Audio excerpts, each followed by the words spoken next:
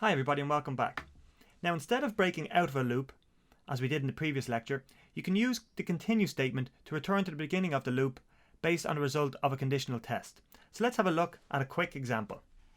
So I'm still in my idle code editor, so let's have a look. Current number equals 0. So we've seen this before. So while our current number is less than 10, do the following.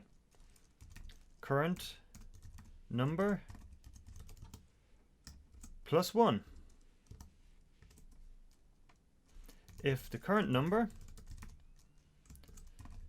this is one of the beautiful things that I like about Python, is that when you're writing your programs, it's very readable. It's almost like writing for a person just to sit down and read without knowing any Python, because as you can see here, this code is very user friendly if you're coming at this from a blank slate.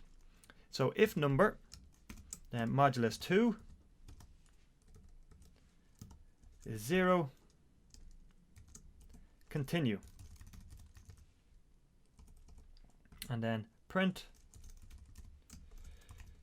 current number, and let's save that and let's run it.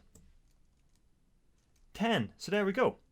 So what we've done here is we've set our current number to 0, and while the current number is less than 10, keep adding 1. So continuously add 1. So if the current number is modulus 2 is 0, continue. So there we go. So we keep looping back to the start of our program and we print out our current number. Now, every while loop needs a way to stop running, otherwise it'll run forever. So in the last few lectures we've seen different examples of how to stop and break while loops.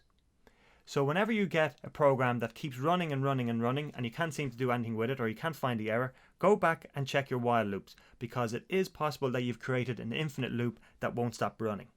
Thanks for listening, and I'll see you in the next lecture.